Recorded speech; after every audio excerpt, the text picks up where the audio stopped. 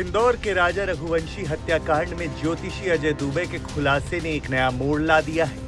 आज तक के कैमरे पर इस मामले के अहम किरदार के रूप में सामने आए ज्योतिषी अजय दुबे ने सनसनीखेज दावा किया कि सोनम का मंगल उच्च का है, जिसके कारण उससे शादी करने वाले की हानि होना तय था।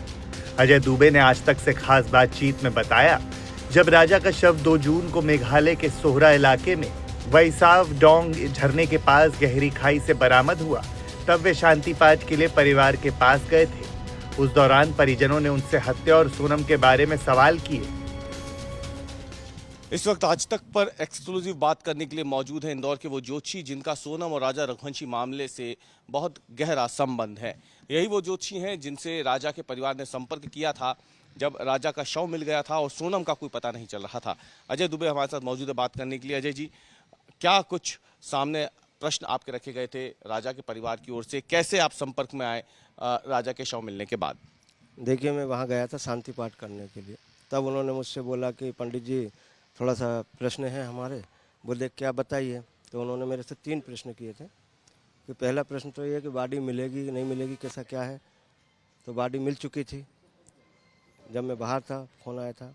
और जब बॉडी मिल चुकी फिर उन्होंने फिर प्रश्न किया कि बॉडी तो मिल गई, लेकिन हम जानना चाह रहे हैं कि बहू जीवित है या मृत है और इसमें कितने लोगों का हाथ है।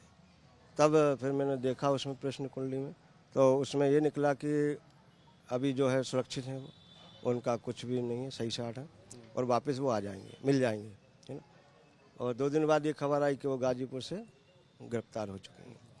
और हमने यही बताया था कि इसमें महिला का हाथ है, तो महिला का हाथ भी निकला उसमें। मेघालय पुलिस कह रही है कि सोनम आरोपी है। जी। अच्छा पंडित जी, इसमें एक बड़ी बात है, बार बार ये कहा जा रहा है कि दोनों की कुंडली में कुछ दोष थे। आपने कुंडली देखी दोनों की, तो दोनों की कुंडली में क्या मंगल की दशा थी, और अगर थी तो किसकी दशा उच्च की थी, किसकी मंगल की दशा नीच की थी? बच्चे की जो थी वो नीच की दिशा थी, नीच मंगल था उसका, और बालिका की उच्च का मंगल है। बालिका की उच्च? जी, दोनों मंगली? दोनों मंगल। इसमें क्या होता है ऐसी परिस्थितियों में, अगर दोनों मांगलिक हो और एक का मंगल नीच का हो, एक का मंगल उच्च में हो, तो ऐसी परिस्थितियों में क्या होता है? इसमें एक का मृत्युदंड का वो रहता है, इसमें मृत्युदंड का होता है पश्चाताप। इसमें इनको मृत्युदंड मिल चुका है ना। अब ये सोनम जी जो हैं, जहाँ भी शादी करेंगे इनका उच्च का मंगल है, तो जिससे भी शादी करेंगे उसके साथ भी यही होना है। ज्योतिषी ने तब दावा किया था कि राजा की हत्या में किसी महिला का हाथ है और सोनम पूरी तरह सुरक्षित है। यह खुलासा अब सही साबित हुआ, क्योंकि सोनम ने गाजीपुर में सरेंडर कर दिया और पुलिस ने उसे हत्या की मुख्य साजिश करता बताया है। ज्योतिषी अजय दुबे के अनुसार सोनम की कुंडली में मंगल उच्च का है, जबकि राजा का मंगल नीच का था। इस वजह से दोनों की शादी में एक की हानि होनी तय थी। सवाल ये भी था कि अगर मंगल है दोनों में, सोनम और राजा ये दोनों मांगलिक थे, राजा अब इस दुनिया में नहीं रहे, तो क्या इस दशा में सोनम का जो मंगल दोष है वो एक मांगलिक से शादी करने के बाद, यानी राजा से शादी करने के बाद, क्या वो मंगल दोष दूर हो चुका है या अभी भी वो यथावत है?